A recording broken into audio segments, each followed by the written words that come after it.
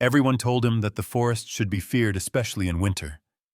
But with nothing left except an old red and black flannel and his loyal German shepherd, a tired veteran named Frank took the risk anyway.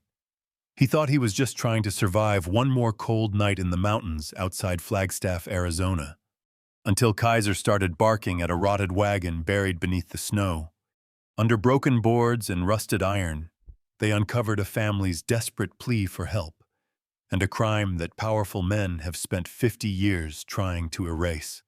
What Frank found that night would force the entire town to confront a truth frozen in time and put a target right on his back. Before we begin, tell us where you're watching from. Drop your city, state, or country in the comments below.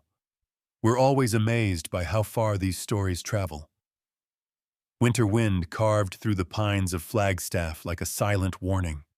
Frank Dawson stood outside his small, weather-worn cabin, watching snowflakes settle on his red and black buffalo plaid flannel jacket thicker than most coats, yet never enough to warm the pieces of him that froze the day his wife died.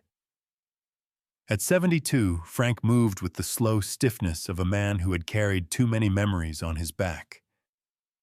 His face was a map of old battles, deep lines across his brow, a rough gray beard that grew in uneven patches, and pale blue eyes that once blazed with purpose but now flickered like dying coals.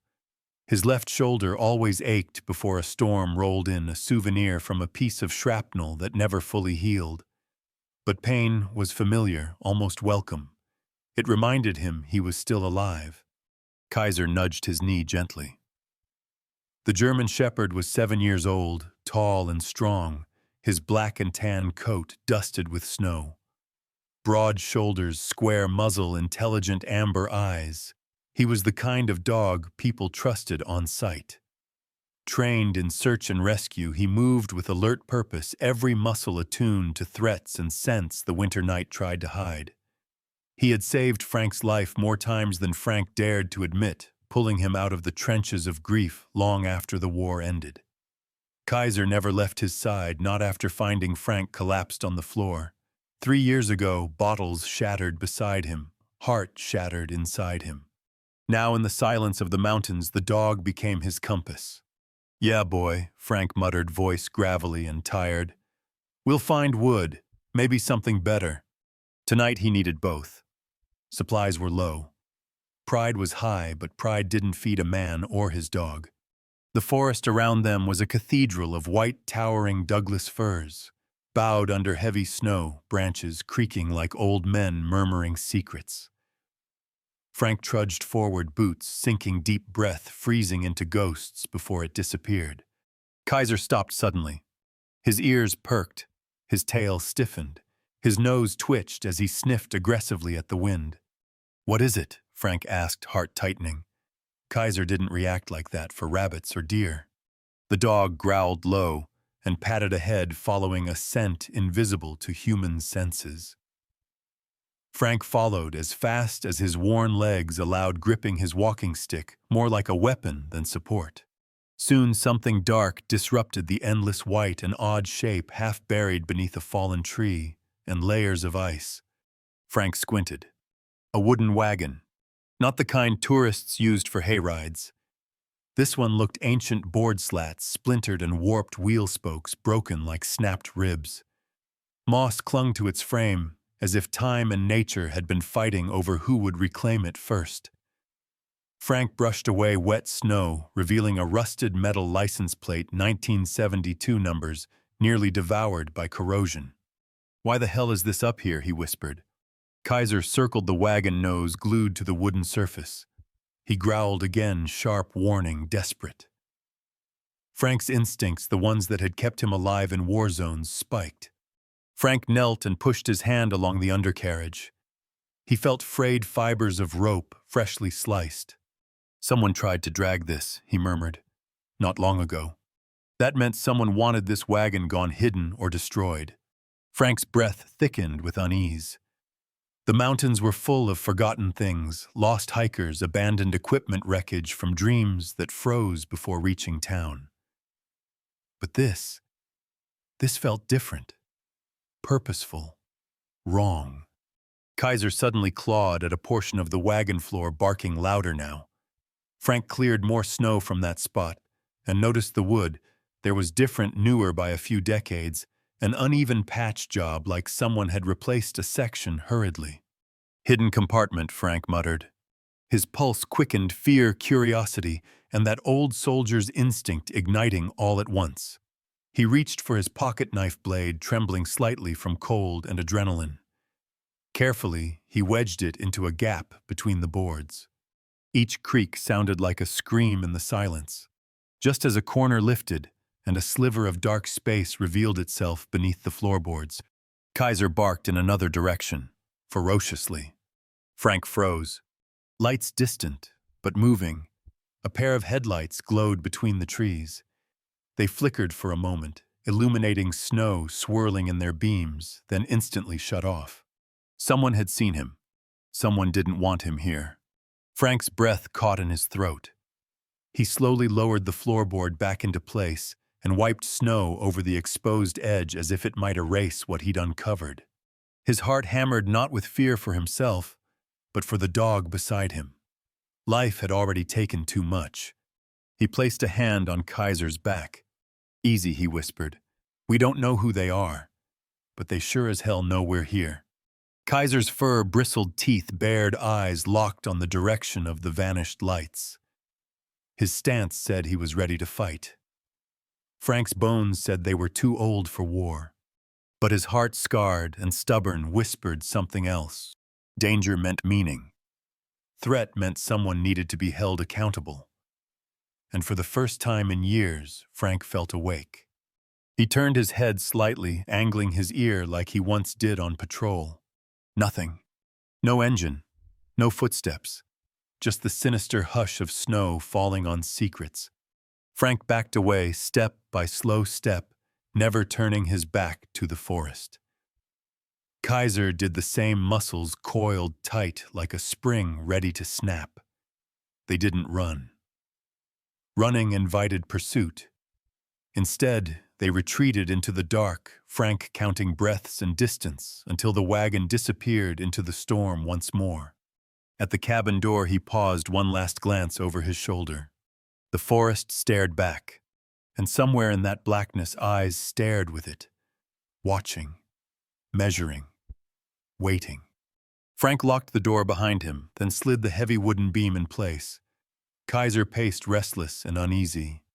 "Looks like we found a bit more than firewood tonight," Frank sighed, setting his knife down with a clatter his fingers couldn't hide.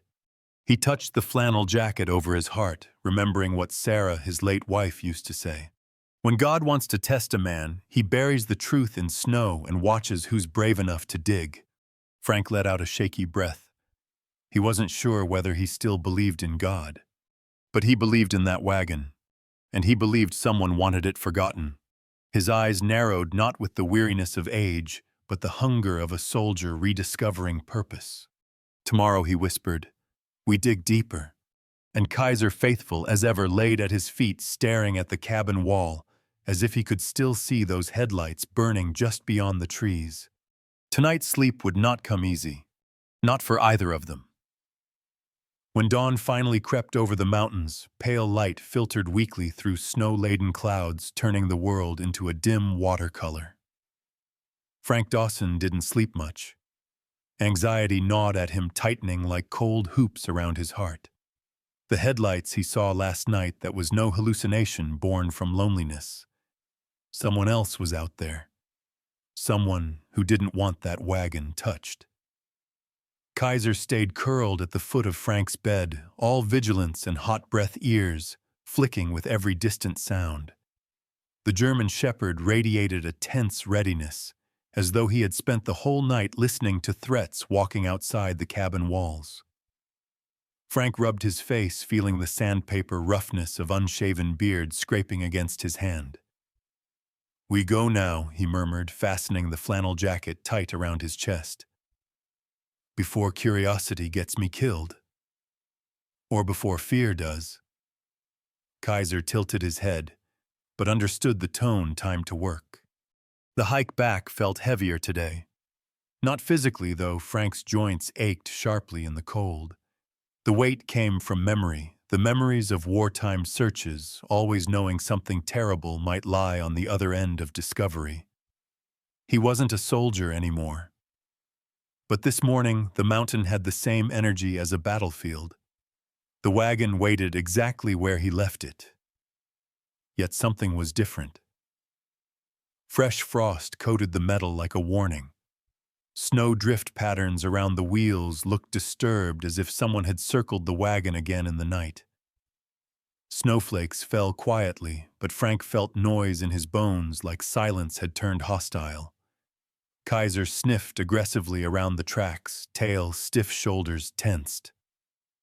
"I know, boy," Frank whispered, crouching beside him. "We're not alone." He drew a slow breath and forced himself to focus. What was hidden inside mattered. Someone died wanting this secret protected, and he wasn't going to let fear betray them. He slipped the knife back under the same warped board he had pried up last night. Snow had melted and refrozen in jagged crystals along the seam, but the wood still lifted just enough. Beneath it, darkness yawned. Frank squinted, trying to make sense of shapes inside the shallow compartment. His fingers brushed cold metal, a small lockbox covered in orange rust flakes. Its hinges were cracked but stubborn. Next to it, wrapped in rotten cloth, lay a leather-bound object. A book. A journal. He lifted it slowly, careful not to tear the fragile, water-stained pages. A photograph was stuck between the first few, an image that stole his breath for a heartbeat. A family. A man with strong forearms and a square jaw. A woman with kind, soft eyes, dark hair braided neatly. And between them, a smiling little girl with missing front teeth, clutching a stuffed rabbit with both arms. The back of the photo read, "Lily. Summer 72. Frank's throat tightened. The girl looked no older than 7. "God," he rasped. "Please don't tell me." He set the photo aside and opened the first page of the journal. The writing began in elegant, hopeful handwriting. Daily notes about traveling west, repairing the wagon, searching for opportunity. He flipped forward, pages grew shakier. Sentences broke with fear. "We ran. We heard shots. They know we filed the claim. They want everything." The final entry smudged at the edges. "They want our mine. We must leave tonight. If someone finds this, please save Lily. Please don't let them find this wagon." Frank swallowed hard. The cold inside him now wasn't from winter. A piece of metal clinked near the bottom of the compartment.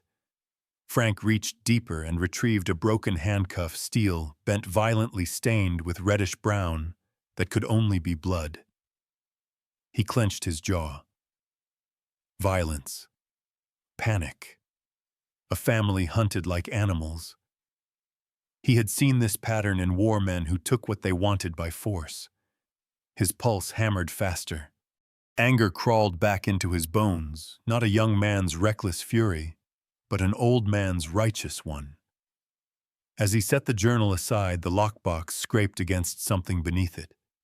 He brushed away dust and wood splinters, revealing a folded document stamped with faded government seals. A silver mining claim.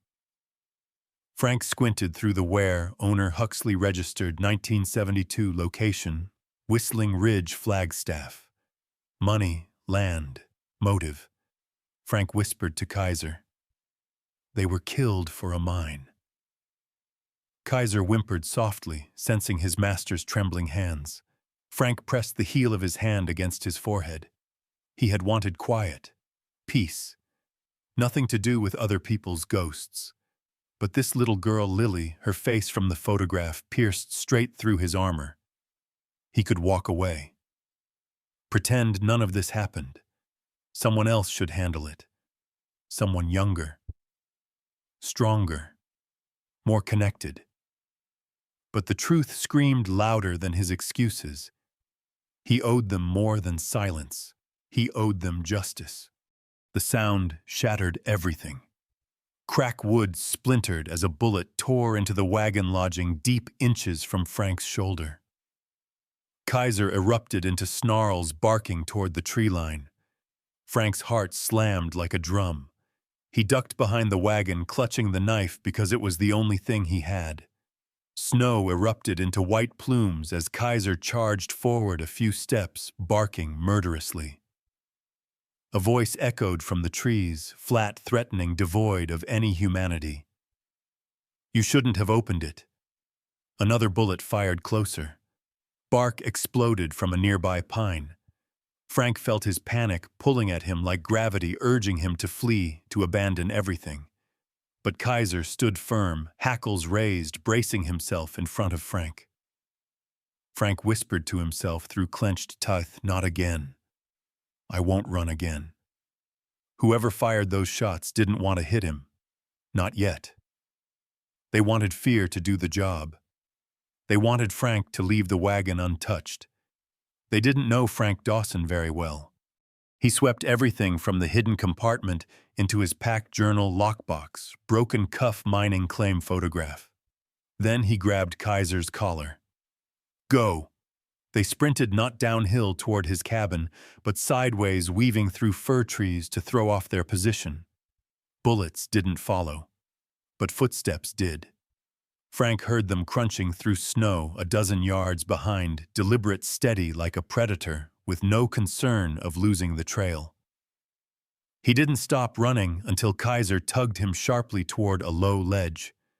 Without thinking, Frank dropped, pulling himself into a narrow gap beneath a rock overhang. Kaiser pressed close, body shielding his owner. They both breathed as quietly as possible. Boots stopped inches from their hiding place. Frank's pulse felt like thunder in his skull. Kaiser bared teeth, silently, muscles coiled to attack if discovered. The boots shifted. Snow creaked. A moment of suffocating silence. Then retreating steps. Slow, confident. Letting them know escape was temporary. Only when the sound faded did Frank exhale shakily. His hands trembled as he clutched the journal to his chest. He stared at Kaiser's fierce eyes. "They'll keep coming," Frank said, "until they get this back, until every trace of what happened is buried again." Kaiser leaned his head against Frank's shoulder, a silent vow. Frank forced himself to stand. "Then we don't bury it," he said. "We bring it into the light." The mountains grew darker behind them as they made their way back through the forest. Snow swallowed their footprints within seconds, as though the cold wilderness understood that if this secret remained uncovered, someone else would die here too.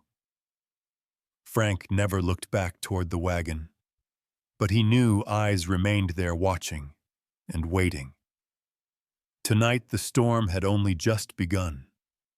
Snow hammered against the cabin's walls as if the storm itself demanded to be let in. Frank Dawson sat in the wooden table, a single lantern casting long shadows over the evidence he had taken from the Wagon Journal mining claim, the broken handcuff streaked with rust and dried blood. Kaiser paced restlessly beside him, claws tapping a nervous rhythm on the wooden floor. The dog didn't like this. Frank didn't either. But truth didn't care about comfort. He unfolded the mining map again, the edges crumbling like old leaves beneath his calloused fingertips. Lines drawn with urgency marked trails branching across the mountains. A red X was penned at a place labeled Whistling Ridge Mine. Closed decades ago. Officially abandoned. But the map showed hidden entrances, modified routes, the kind of markings only a desperate family on the run would rely on. A firm knock hit the door. Frank's heart stopped, then restarted with a frantic kick. Nobody knocked this deep in the mountains. Nobody visited him. Ever. Kaiser lunged toward the door with a vicious bark, teeth bared. Frank reached for the rifle he kept beside the counter, the one he swore he'd never need again, but he didn't step closer. The knocking came again. Calm. intentional. "Mr. Dawson," a voice called. Male, confident, smug. "We'd like to talk." Frank opened the door just enough to see two men standing in the swirling snow. Both wore long black coats tailored tight to muscular frames, giving the impression of wolves dressed as businessmen. Their hair was slicked back, faces pale but handsome, in a sharp, predatory way. Neither smiled. The taller one stepped forward first. He had a square jaw, neatly trimmed beard, dark eyes that held no warmth. His voice carried the cold arrogance of someone who never heard the word no and believed he never would. "Name's Eli Crane," he said. "This here is Thomas Reddick." The second man gave a curt nod, thin, nervy, with small, darting eyes and a crooked nose that looked like it had broken once and healed wrong. Reddick's lips twitched in irritation at Kaiser's growling. "What do you want?" Frank asked, stepping into the doorway enough to block their view inside. Eli Crane smiled without kindness. "We represent Canaan Silver Company." His voice stretched that name like it was supposed to inspire awe. "We believe you've come across some sensitive property of ours." Frank's pulse turned to fire. So they weren't hiding it. They claimed ownership of the wagon, of the map, of the lives they had stolen. "That wagon doesn't belong to you," he said, jaw tight. "And neither does the story buried with it." Thomas Reddick stepped closer, eyes scanning Frank's face as if measuring weakness. "Careful, old man," he hissed. "You're meddling in history that ain't yours." His voice had a rasp like cigarettes, and anger had spent years carving it raw. Crane raised a hand, silencing him. "We came peacefully," he lied smoothly. "We just want what you took. Return it. And no one needs to get hurt." Frank glanced down at Kaiser, whose fur stood in a rigid ridge along his spine. The dog's hackles bristled so high it looked like he had doubled in size. Reddick sneered, "Control your mutt before I put a bullet in his skull." That single threat struck a nerve like exposed steel. Frank's fist clenched so hard his knuckles whitened. "You hurt him," he growled low, "and you'll see what's left of a soldier who stopped caring whether he lives or dies." Reddick stepped back instinctively, human instinct recognizing a man on the edge. Crane maintained his collected composure, though one brow twitched with irritation. "You're making this harder than it needs to be, Mr. Dawson. That journal belongs to us." Frank stared directly into Crane's eyes. "Belongs to the Huxleys," he corrected. "A family you murdered 50 years ago." For the first time, Crane faltered. Just a flicker. But it was enough to expose the reflection of guilt or fear of getting caught. Then a smirk reappeared colder. "Take care of yourself, Mr. Dawson. And that dog. Accidents happen in weather like this." They turned, crunching back through deep snow. Before disappearing into the tree line, Crane paused and said without turning around, "Stay out of company business." His silhouette vanished, swallowed by white. Frank shut the door tightly, sliding the beam back into place. His hands shook, not with fear, but fury. They came to his home, threatened his dog, acted like murder was just paperwork. Kaiser nudged Frank's hand with a wet nose.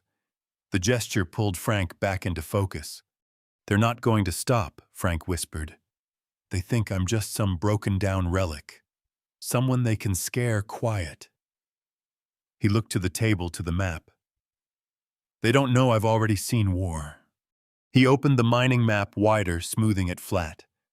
He traced the marked route to Whistling Ridge Mine farther north, deeper into mountain territory that hikers avoided in winter. A notation scribbled along one corner caught his eye. "Entrance sealed. Use service tunnel near waterfall." Whoever wrote that had been terrified and rushing. Frank's brow furrowed. The journal might reveal more. He pulled it close, flipping pages gently until a section crinkled differently. A second map, smaller, tucked between entries. It depicted a maintenance tunnel, a hidden shaft leading under the main mine entrance. It looked dangerous as hell, but it also screamed truth.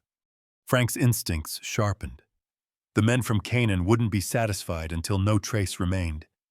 If he wanted answers, he had to find them first. "Kaiser," he said, gripping the dog's thick fur, "we're heading to that mine." Kaiser's ears perked, a soft huff of agreement escaping his throat. Frank began gathering essentials: thermal blanket, extra lantern batteries, ammunition rope. He packed the journal and claim carefully into a waterproof pouch inside his backpack. As he stepped outside, the wind cut harsher than before, as if trying to push him back into hiding. Snow was deeper now, nearly knee-height. Kaiser leapt forward confidently, forging a path. Frank followed footprints swallowed seconds after they formed, erased by the relentless winter. Hours passed before they reached a ridge overlooking the valley. Below, jagged rocks and darkness hinted at the abandoned mine's location. The sky dimmed as evening crept in early. Frank steadied himself against a pine trunk, breathing hard. His body was no longer built for climbing mountains in storms, but his stubborn heart refused to quit. As he descended toward the valley floor, Kaiser suddenly halted again, stiff as a statue. The dog stared toward a rock formation, where snow had thinned from wind exposure. Frank squinted and noticed something unnatural: shards of metal embedded into the rock, small twisted scraps, some marked with scorch residue. Explosions, recently. He knelt and brushed away snow, revealing yellow industrial tape tangled under frozen earth. It read, "Danger charges active." The main entrance wasn't simply abandoned. It was rigged to collapse, to kill, to bury history forever. Frank's stomach twisted. Crane and Reddick weren't the only threat. The mountains themselves now held traps set by men with everything to lose. Frank exhaled one frosted breath and spoke into the wind.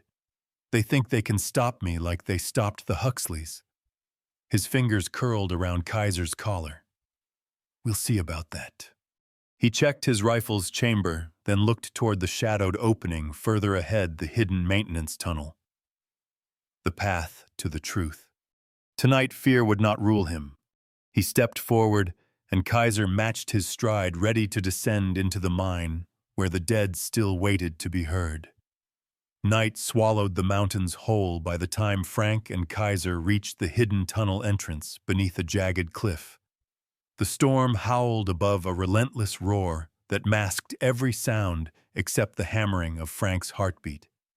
His lantern threw a dull glow into the narrow shaft, revealing walls crusted with frost and stones that looked ready to collapse at the slightest touch. He tasted metal with every breath, a mix of old machinery and the stale scent of death trapped underground for decades. Kaiser moved cautiously, each paw placed silently, as if he knew the mine itself was listening. Frank forced himself forward, boots crunching on ice. The cold here was aggressive, as though it clawed into bone and squeezed the life from marrow. His breath turned into smoky wisps that drifted upward and vanished. The walls narrowed around him, iron reinforcements warped by time bolts rusted into the shape of decay. Every few steps, water dripped with eerie precision, like a clock counting down. The tunnel widened, spilling into a large chamber. Frank stopped. His lantern beam washed over scattered remnants of human struggle. An old lantern smashed into the ground, a pair of boots fused to the ice floor, abandoned tools covered in frost. The silence was suffocating. It felt like the earth itself held its breath. Then Kaiser whimpered. Frank turned the lantern in the direction of the sound and froze. Leaning against the stone wall was the body of a man, or what remained of him. The skeleton sat upright, the posture stiff, as though the body had died mid-fight. Tatters of a once thick work coat clung to the ribcage like mourning fabric. Frost clung to bones where flesh used to be. One skeletal hand still gripped a pry bar, curved from desperate effort to break through the barricade that once blocked the tunnel exit. Frank knelt, trembling fingers brushing debris from a rust-eaten pocket. A name tag barely legible: Huxley Robert. The father. The man from the photograph, the one who smiled like hope, wasn't a fragile thing that could shatter in a single night. Frank's voice cracked. "You tried to save them, didn't you?" Kaiser edged closer, sniffing gently, offering a canine prayer. Frank rose slowly, lantern shaking in his grip, as he continued deeper. He followed footprints frozen in time, the shape of shoes and smaller feet fossilized in ice. Each step told a story, a desperate flight toward survival. Near what must have once been an escape route, the lantern light exposed another body. A woman's remains lay slumped forward, arms extended, as if she had shielded someone with her own flesh. Her hair-long strands, still clinging to the skull, froze into dark ribbons, trailing behind her. Her dress, though frayed and discolored, still held the gentle shape of a mother who had used her last breath to protect her child. Frank's knees nearly buckled. Mary Huxley, the woman whose journal whispered terror and hope in equal measure. The air felt thick around Frank's chest, like grief manifested itself as weight. He lifted the lantern just a bit, and the beam caught movement. No, not movement. Shape. A small skeleton curled into a tight ball, arms around a deteriorated stuffed rabbit, its cotton guts spilling out one seam. The child's skull rested gently against her mother's bones, as though even death could not pry them apart. Frank sucked in a painful breath. "Lily!" Kaiser whimpered louder this time, ears flattened. The dog stepped forward and pressed his head against Frank's thigh as if trying to anchor him to reality. Frank's eyes burned with tears that never had permission to fall, not in war, not when he lost Sarah, not when the world forgot he existed. But here in this cold tomb he broke. These people. He stuttered, voice raw. They died begging for mercy, his hands curled into fists, and nobody ever came. He traced his fingers along the child's rabbit to steady himself. A tiny metal button eye stared back, glinting beneath frost. That little toy had comforted Lily as she took her last breath. Frank felt rage boil beneath layers of sorrow, rage sharpened by memory. He remembered a night overseas when a village burned and he arrived too late. He had sworn he would never again stand by while innocent lives were stolen. He whispered, voice trembling but resolute, "I won't let them bury you again." Suddenly a faint metallic clank echoed through the chamber, sharp out of place. Frank snapped around, lantern swaying wildly. Kaiser bristled, teeth bared. A red light blinked once, twice. Then a rapid beeping followed. Frank's stomach dropped. Explosives. Active. Set to seal the mine. "Run," he yelled. Kaiser sprang toward a narrow side tunnel, just as a deafening blast ripped through the main chamber. Fire and rock erupted behind them, the shockwave slamming Frank into the ground. Dust filled his lungs, choking him. The heat was intense, merciless. The mine groaned metal, screaming as beams twisted rocks, collapsing. Kaiser Frank coughed out, reaching in the dark. The dog barked sharply, alive. Frank crawled toward the sound, grabbing Kaiser's fur as the tunnel behind them caved in completely. They stumbled forward through the emergency passage, lantern shattered on the ground behind them. Darkness smothered everything except the flickering spark of adrenaline, driving them onward. The tunnel tightened. Frank's shoulders scraped jagged rock. The air thinned. Finally, a sliver of moonlight gleamed above a vent shaft.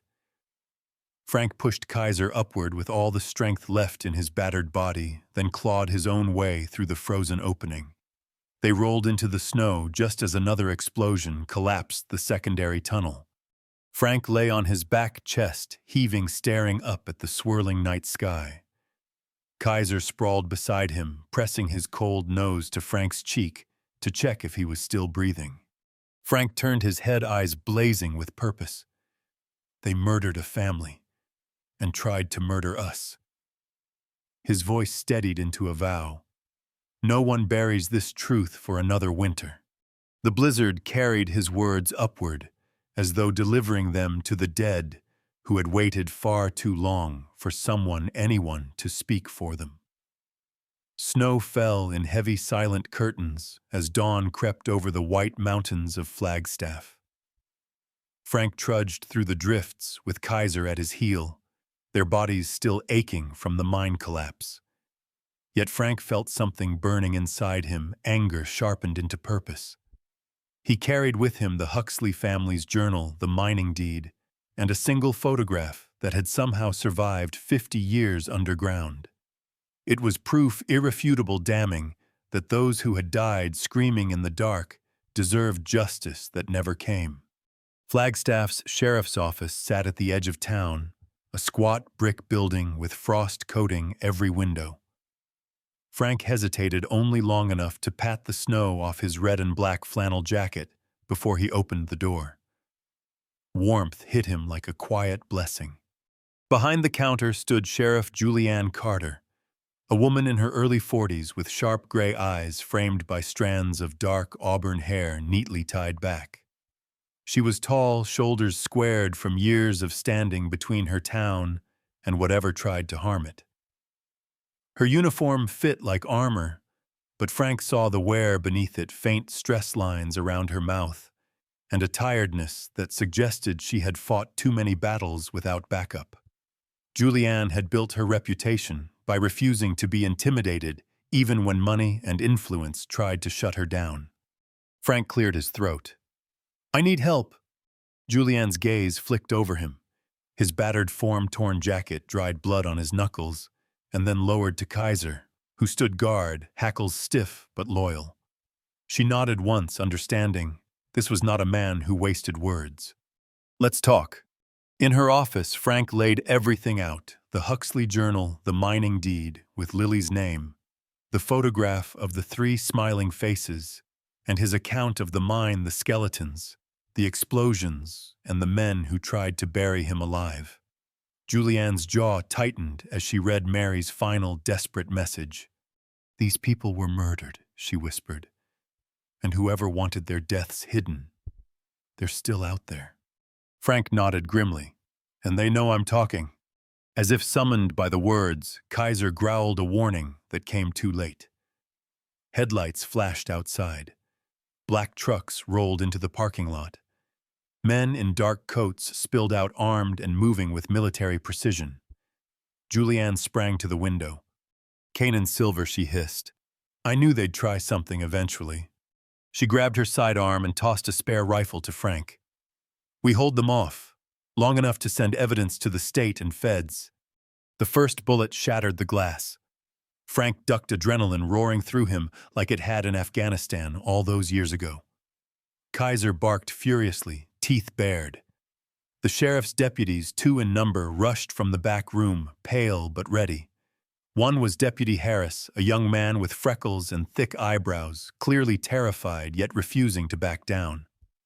The other, Deputy Lee, a stern woman in her 30s, who moved with the calm precision of a hunter. Gunfire erupted into the storm. Every muzzle flash felt like lightning striking the earth. Frank returned fire from behind a tipped desk, his breath steady, veteran instinct guiding each shot.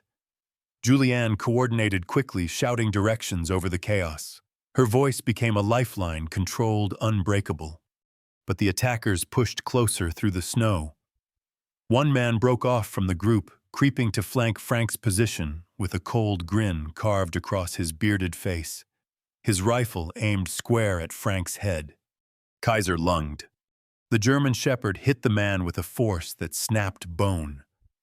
Teeth sank in. The rifle discharged harmlessly into the sky as the attacker screamed and collapsed beneath a fury of fur and muscle.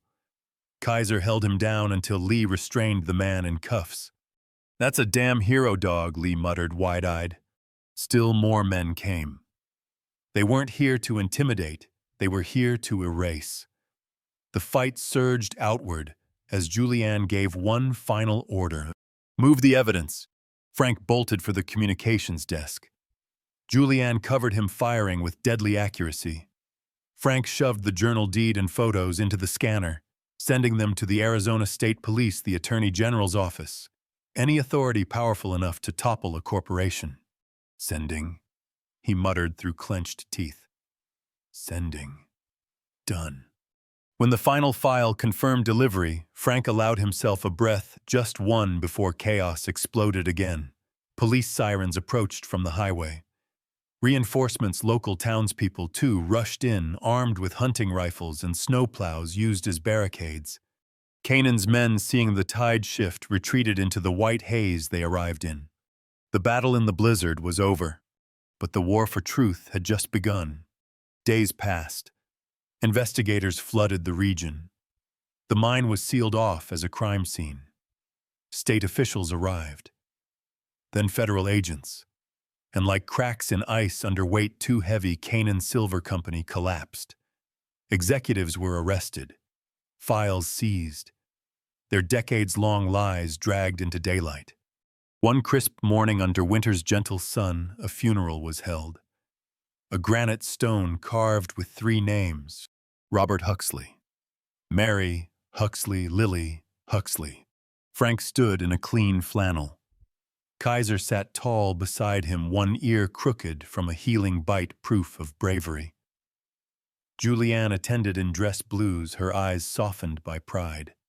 A military-style medal was pinned to Kaiser's collar, engraved with one word: valor.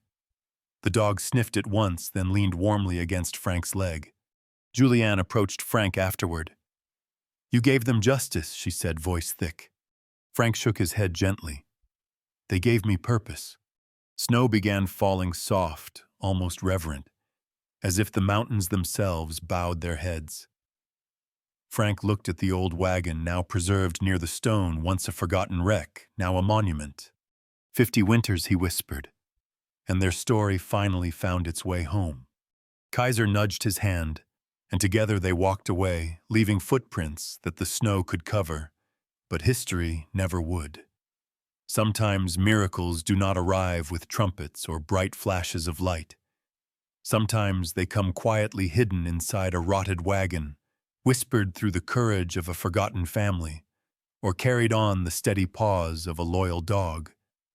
And in moments when the world seems frozen, when darkness feels heavier than snow, God still finds a way to place the right person in the right place at the right time. Frank did not come to the mountains looking for purpose, but perhaps purpose was sent to him. Perhaps God used an old wagon buried by 50 winters to show that truth cannot be silenced, and that even the coldest season can bring a second chance. And maybe that is the lesson for all of us. In our daily lives, we walk past small signs, quiet blessings, little nudges from above. A stranger's kindness, a problem solved at the last moment, a reminder that we are not alone. Miracles still move through this world, softly, humbly waiting for those with open hearts to recognize them. If this story touched you, if it reminded you that justice still matters, that loyalty still saves lives, and that God still works in ways we cannot always see, then share this video with someone who needs hope today. Tell us where you're watching from in the comments, and share a moment when faith carried you through a hard season. And if you believe, as I do, that God protected Frank and Kaiser that night, then hit the subscribe button so we can keep telling stories where light wins over darkness, no matter how long the winter lasts. May the Lord bless you, keep you safe, and watch over your family today, tomorrow, and in every silent miracle that finds its way to your door.